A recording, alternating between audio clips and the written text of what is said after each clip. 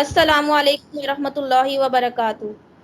آج بروز بدھ 11 اگست 2021 میں مومنہ توقیر جماعت تاہم عسکریہ school and college Gulzar Quaid campus کی جانب سے آپ سب کو آج کی اسمبلی میں خوش آمدید کہتی ہوں۔ کبھی اے حقیقت منتظر نظر آ لباس مجاز میں کہ ہزاروں سجدے تڑپ رہے ہیں میری جبین نیاز میں۔ ارشاد باری تعالیٰ ہے، یقیناً میں ہی اللہ ہوں، میرے علاوہ کوئی عبادت کے لائق نہیں، سو میری عبادت کرو اور میرے ذکر کے لیے نماز قائم کرو۔ اب میں نماز کے سبق کے لیے دعوت دینا چاہوں گی محترم سر محمد دانش کو۔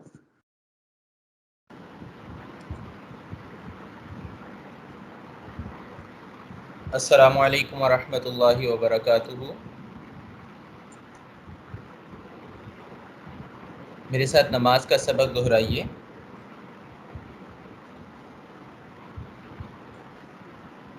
قل هو اللہ احد۔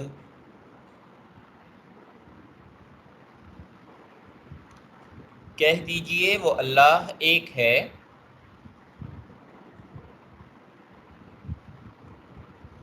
اللہ الصمد،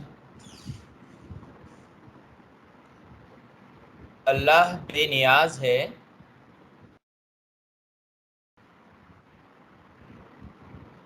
لم یلد،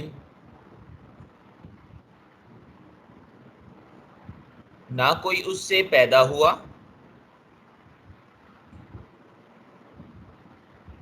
ولم یولد، اور نہ وہ کسی سے پیدا ہوا، ولم یکن لہ کفوا احد،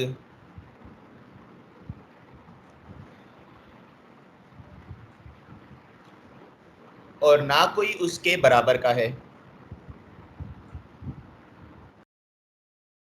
اللہ اکبر، سبحان ربی العظیم۔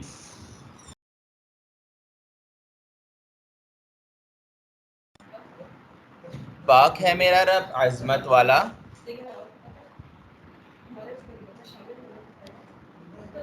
سبحان ربی العظیم۔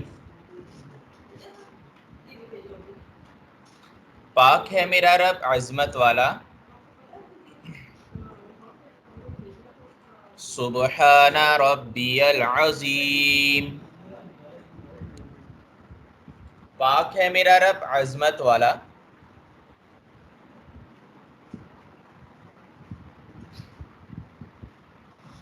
سمع اللہ لمن حمیدہ، اللہ نے اس کی سن لی جس نے اس کی تعریف کی۔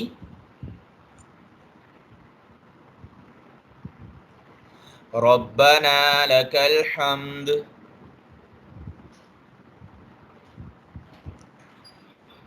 اے ہمارے رب تمام تعریف تیرے لیے ہے۔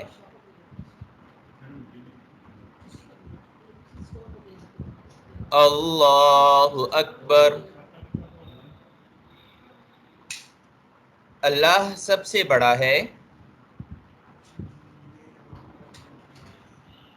سبحان ربی الاعلی،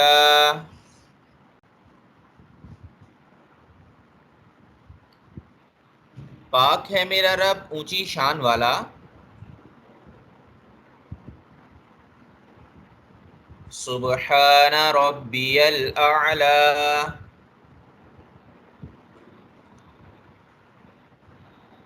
پاک ہے میرا رب اونچی شان والا،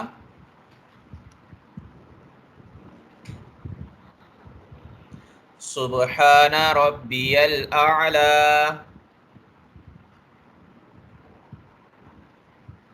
پاک ہے میرا رب اونچی شان والا۔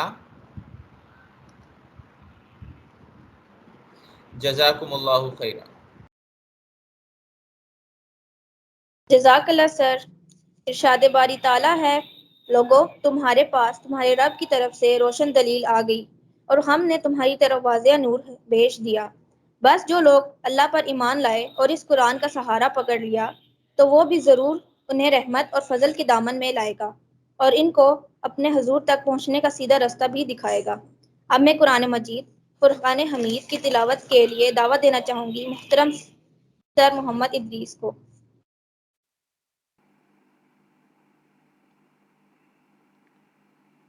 السلام علیکم ورحمۃ اللہ وبرکاتہ۔ اعوذ باللہ من الشیطان الرجیم، بسم اللہ الرحمن الرحیم۔ وَإِذْ فَرَقْنَا بِكُمُ الْبَحْرَ فَأَنْجَيْنَاكُمْ وَأَغْرَقْنَا آلَ فِرْعَوْنَ وَأَنْتُمْ تَنْظُرُونَ۔ سورہ بقرہ کی آیت نمبر 50 ہے۔ اللہ تبارک و تعالی نے ارشاد فرمایا، واؤ اور از جب، فرقنا پھاڑا ہم نے، بکم البحر بکم تمہارے لیے یا تمہارے ساتھ، البحر سمندر، فانجیناکم سو نجات دی ہم نے تمہیں، واؤ اور اغرقنا غرق کر دیا ہم نے، آل فرعون فرعون کے لوگوں کو، فرعونیوں کو، وَأَنْتُمْ تَنْظُرُونَ واؤ اور انتم تم تنظرون دیکھ رہے تھے۔ گزشتہ آیت کریمہ کے ضمن میں ہم نے آپ سے عرض کیا تھا کہ یہ بنی اسرائیل والے جب کنعان سے مصر منتقل ہوئے تھے یوسف علیہ السلام کے دور میں، تو کل 72 آدمی تھے، لیکن پھر اللہ تعالیٰ نے ان پر مہربانی فرمائی اور یہ بڑھنے لگے، اور 400-500 سال میں یہ ان کی تعداد لاکھوں میں پہنچ گئی، 6 لاکھ سے زیادہ تعداد ہو گئی۔ لیکن آخرت کو بھولنے اور بدعمالیوں کے نتیجے میں اللہ کی طرف سے یہ پکڑ آئی کہ ان کو اس وقت کی قوم نے، قبطی قوم نے انہیں غلام بنا لیا، اور جس کی بات پچھلی آیت میں گزری تھی کہ پھر اللہ تعالیٰ نے موسیٰ علیہ السلام کو بھیجا اور ان کے ذریعے ان کو اس قبطی قوم مصری فرعونیوں سے اللہ تعالیٰ نے نجات دلائی۔ آج کی اس آیت کریمہ میں تیسرا احسان جتلایا جا رہا ہے، تیسرا احسان یاد دلایا جا رہا ہے، اور وہ یہ کہ جو فرعون کی قوم سے نجات ملی اس کے لیے بھی اللہ تعالیٰ نے ایک بہت ایسا طریقہ ان کے سامنے ظاہر فرمایا کہ جو عام طور پہ دنیا میں کہیں نہیں ہوتا۔ ساری چیزیں اللہ تعالیٰ کی مخلوق ہیں، اور جس چیز کو اللہ تعالیٰ جس وقت تبدیل کرنا چاہے تو وہ کر دیتا ہے، معجزہ ظاہر ہو جاتا ہے۔ حضرت ابراہیم علیہ السلام کو بچانا تھا تو آگ تو جلایا کرتی ہے، لیکن اللہ تعالیٰ نے اسے حکم دے دیا کہ نہیں جلانا، بلکہ ٹھنڈا بھی نہیں ہونا، سلامتی والی ٹھنڈی ہونا ہے، ایسی ٹھنڈی ہونا ہے کہ جس سے ابراہیم علیہ السلام کو کوئی تکلیف نہ ہو۔ اسی طرح یہاں بھی اللہ تعالیٰ انہیں چاہتے تو ویسے بچا لیتے، ٹھیک ہے یہ بھاگ جاتے، جیسے نکلے تھے کہیں اور کسی راستے پہ چلے جاتے، فرعونیوں کو 2-4 دن خیال ہی نہ آتا، فاصلہ لمبا ہو جاتا، کہیں اور نکل، لیکن اللہ تعالیٰ نے یہاں پہ ایک معجزہ ظاہر فرمایا اور اپنی قدرت کا اظہار فرمایا تاکہ ان کا یقین موسیٰ علیہ السلام کی نبوت پر مضبوط ہو جائے، اور اسی طرح اللہ تعالیٰ پر ان کا یقین پختہ ہو جائے اور یہ اپنی اصلاح کرنے کی طرف آ جائے۔ تو کل جیسے ذکر کیا تھا کہ یہ لوگ نکل گئے اور آگے سمندر آ گیا اور پیچھے سے فرعون اور اس کا لشکر پکڑنے کے لیے پہنچ گئے۔ اب یہ پریشان تھے کیا ہوں گا، تو انہوں نے موسیٰ علیہ السلام سے کہا کہ موسیٰ ہم تو مارے گئے، آگے تو سمندر ہے اور پیچھے فرعونی آ رہے ہیں۔ موسیٰ علیہ السلام نے کہا ان معی ربی سیہدین، میرا اللہ میرے ساتھ ہے، وہ راہ دکھائے گا، یعنی اس بتائے گا کیا کرنا ہے، اب کیسے نجات ہوگی۔ تو اللہ تعالیٰ نے حکم دیا موسیٰ علیہ السلام کو کہ آپ لاٹھی مارے پانی میں، اور انہوں نے لاٹھی ماری مختلف جگہوں پہ، 12 جگہیں، یہ یعقوب علیہ السلام کے 12 بیٹے تھے، اور اسی کی وجہ سے جب یہ خاندان بڑا ہے تو ان میں 12 قبائل بن گئے۔ تو اللہ تعالیٰ نے ان کی سہولت کے لیے موسیٰ علیہ السلام کے ذریعے 12 راستے پانی میں بنا دیے۔ اب پانی تو بہا کے لے کے جاتا ہے، پانی کھڑا تو نہیں ہوتا، لیکن اللہ قادر مطلق ہے، جس چیز کو اس نے بہنے کا حکم دیا ہوا ہے اسے اس نے کھڑے ہونے کا حکم دے دیا، اور نتیجتاً اس پانی میں، سمندر میں راستے جیسے گلی ہوتی ہے، یعنی دیواروں کی طرح پانی کھڑا ہو گیا، اور درمیان میں راستے کٹ کے 12 راستے بن گئے تاکہ ہر قبیلہ الگ الگ راستے سے جا سکے، اسے دقت نہ ہو، اور درمیان میں سے ایک دوسرے کو دیکھتے بھی رہے، اطمینان بھی رہے۔ اب یہ اس میں سے پار ہو گئے اور پیچھے فرعون اور اس کا لشکر پہنچ گیا۔ جب وہ پہنچے انہوں نے دیکھا کہ یہ تو جا رہے ہیں، پانی میں راستے بنے ہوئے ہیں، لیکن وہ سمجھتا تو تھا فرعون کہ یہ تو عام روٹین سے ہٹ کے کوئی کام ہو رہا ہے، تو یہ تو نہیں ہمارے لیے ہوگا، تو وہ رک گیا۔ اللہ تعالیٰ نے جبرائیل کو بھیج دیا، جبرائیل ایک گھوڑی پہ سوار آئے۔ اب جب انہوں نے اپنی سواری کو، اپنی گھوڑی کو پانی کی طرف ان راستوں میں داخل کیا، تو ان کے جانوروں نے بھی دیکھا، وہ بھی پیچھے چل پڑے، اب یہ رک نہیں سکے، اور یہ سارا لشکر اس پانی میں، جس میں سے موسیٰ علیہ السلام اور بنی اسرائیل پوری گزر گئے تھے، اسی میں داخل ہو گئے، انہی راستوں میں، اور جب درمیان میں پہنچے تو جس مالک نے اس پانی کو کھڑا کیا تھا اسی نے دوبارہ اس کو اپنی ترتیب پہ چلنے کا حکم دے دیا، پانی چل پڑا، اور یہ سارے کے سارے اس میں غرق ہو گئے۔ تو اللہ تعالیٰ نے اس نعمت کو بھی یاد کروایا کہ دیکھو وَإِذْ فَرَقْنَا بِكُمُ الْبَحْرَ، اور یاد کرو جب ہم نے تمہارے لیے سمندر کو پھاڑ دیا، اتنا بڑا کام تمہارے لیے کر دیا، اور ہم نے تمہیں فَأَنْجَيْنَاكُمْ نجات دی، اور ہم نے فرعونیوں کو واغرقنا، غرق کر دیا ہم نے آل فرعون، فرعونیوں کو، اور صرف انہیں غرق نہیں کیا ہے، دیکھا دشمن ہے اور دشمن مارا جائے تو مظلوم انسان جو ہوتا ہے اسے اطمینان ہوتا ہے کہ میرے دشمن نے میرے اوپر زیادتی کی تھی اور اسے سزا مل گئی، لیکن وہ سزا اس کی آنکھوں کے سامنے مل جائے، یہ بہت زیادہ اطمینان کا ذریعہ ہوتا ہے مظلوم کے لیے۔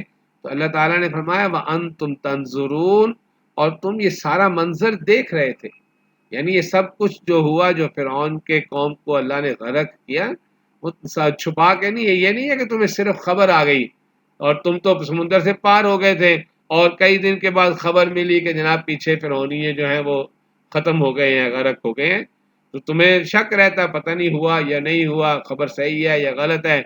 نہیں، اللہ تعالیٰ نے بالکل تمہاری آنکھوں کے سامنے کرا دیا تاکہ تمہیں مکمل اطمینان ہو، سکون حاصل ہو جائے، وہ جو ظلم تمہارے اوپر ہوا تھا اس کا مداوع ہو جائے۔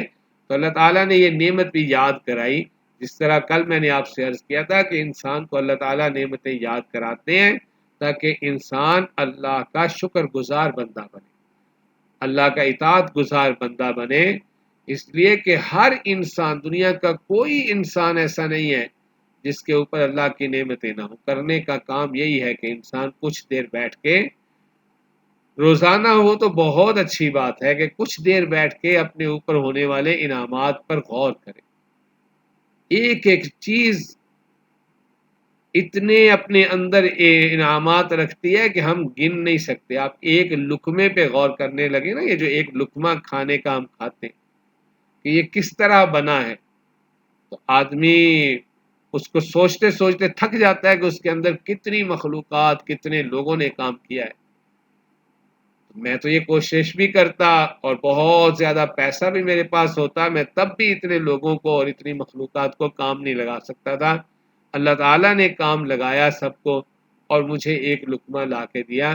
پھر وہ لقمہ کھانے کو جی چاہ رہا ہو، یہ جو بھوک ہے یہ بھی تو خود اللہ کی نعمت ہے۔ اگر بھوک نہ ہو، جی نہ چاہ رہا ہو کھانے کو، تو اعلیٰ سے اعلیٰ کھانا بھی انسان کے لیے بیکار ہو جاتا ہے، فضول ہو جاتا ہے، نہیں کھایا جاتا۔ تو انسان غور کرے تو پھر انسان کے اندر شکر پیدا ہوتا ہے۔ دنیا کا کوئی انسان ایسا نہیں جس پر اللہ کے انعامات نہ ہو رہے ہوں۔ اللہ نے قرآن میں کہا ہے کہ اتنے انعامات ہو رہے ہیں ہر ایک پر کہ تم اگر گننے لگو تو ان نعمتوں کو ان تعدوا نعمت اللہ لا تحصوها، تم ان کا احسان ہی یعنی ان کو گنتی کے دائرے میں کسی چیز میں بند یہ نہیں گن کے کہہ سکتے کہ اتنے میرے اوپر احسان ہے، بس اتنے لا تعداد احسانات ہر انسان پر ہو رہے ہوتے ہیں۔ تو انسان کو ان انعامات پہ غور کر کے اللہ کا شکر گزار بندہ بننا چاہیے۔ اللہ تعالیٰ ہم سب کو سمجھنے کی، عمل کی توفیق عنایت فرمائے۔ السلام علیکم ورحمۃ اللہ وبرکاتہ۔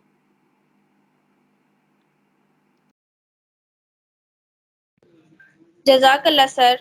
بہترین انسان اپنے عمل سے پہچانا جاتا ہے، ورنہ اچھی باتیں تو دیواروں پہ بھی لکھی جاتی ہیں۔ اب میں آج کے پیغام کی دعوت دینا چاہوں گی نور فاطمہ کو۔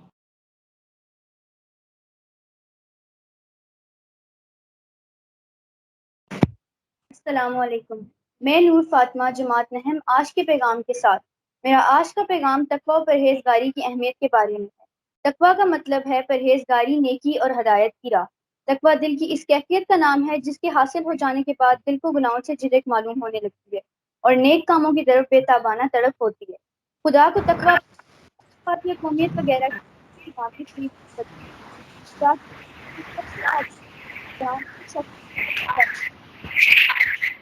داری اور ہدایت پر چلنے سے پیدا ہوتا ہے۔ بزرگان دین کا وصف اولین تقوی رہا ہے۔ قرآن پاک متقی لوگوں کی ہدایت کے لیے ہے۔ اپنے اعمال، افعال اور اقوال پر غور و خوض کرنا تقوی کو فروغ دیتا ہے۔